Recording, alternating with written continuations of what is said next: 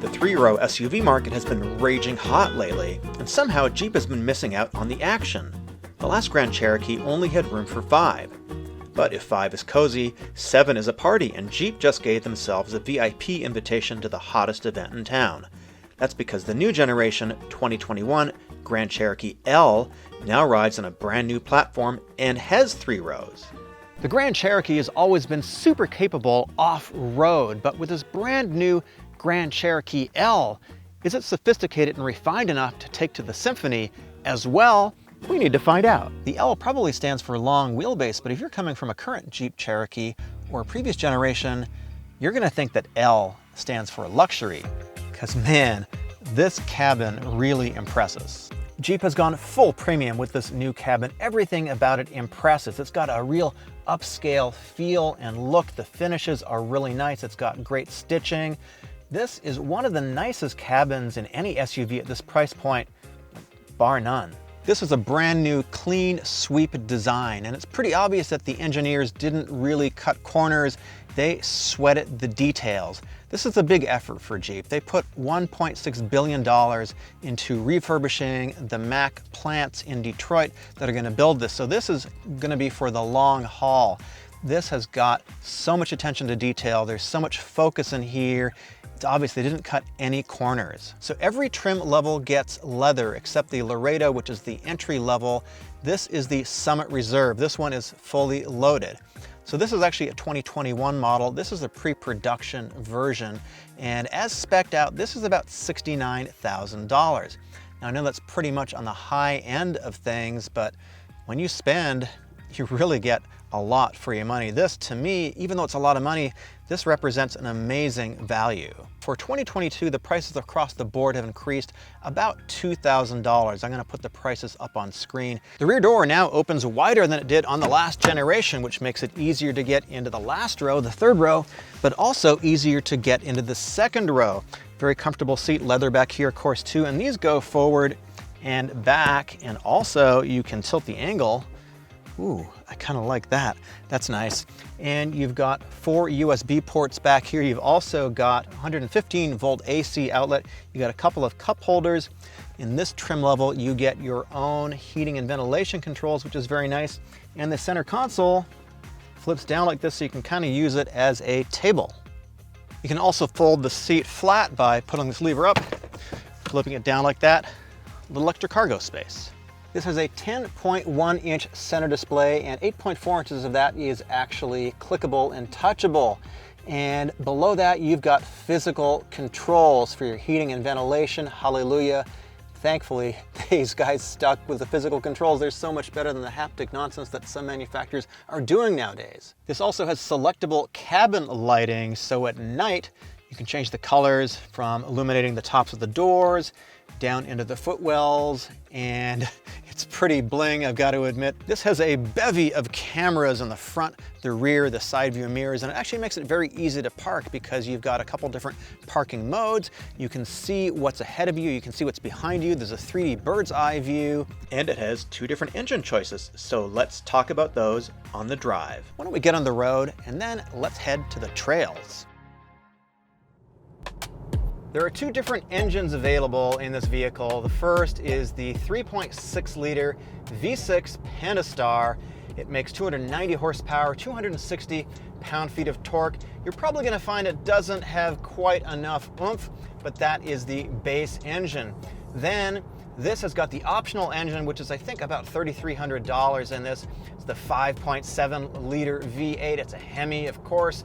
Makes 357 horsepower, 390 pound-feet of torque, and you know what? It's pretty quick.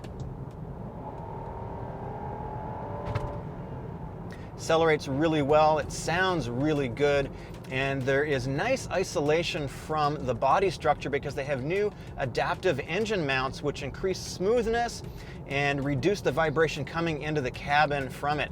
Now the downside is, even though it has a lot of power, the gas mileage, not that great. City, it's supposed to get 14 miles a gallon. I'm getting a little over 12. And now admittedly, I've been doing a lot of idling and I've been in canyons and so forth, driving in the city. And I'm driving like a little bit of a monkey, but not like a complete gorilla, not going completely ape, you know, that word. I'm sort of in the middle, so I would like to see better gas mileage. This does have cylinder deactivation on the freeway. So right now it is in 4-cylinder mode. It's very smooth switching between the two modes. You actually can't tell when it's in 4-cylinder and when it's in V8 mode. So the switchover is absolutely seamless, which is kind of nice.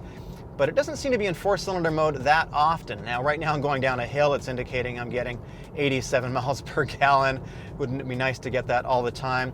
But here's the deal. This engine, as nice as it is, and the V6 is as nice as it is, we know those engines are probably going away. I might expect some type of hybrid, perhaps with the V6, but I think the V8 is probably doomed as a platform in general. Jeep has said that they are going to release a plug-in hybrid version. In the Jeep Wrangler, it's called the 4xe. They've got the Pentastar V6 in there and a battery augmentation.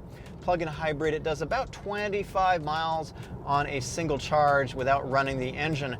Not exactly sure what their plans are for here, but this is a brand new platform, and Jeep has put a lot of money into the development of the factories that are going to be producing this vehicle.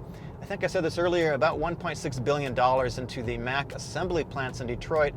So this is built in America. Because Jeep has got a plan for the future, I expect to see a full electric version of this. So I'm thinking in 2022, we're probably going to hear something about a plug-in hybrid. Now, the ride quality on a freeway like this is excellent. This has the air suspension system, and for the first time, it also has adaptive dampers in here too. Not only can you adjust the ride height with the air suspension, which we're going to show you off-road, but with the adaptive dampers, it takes out a lot of the little imperfections in the road.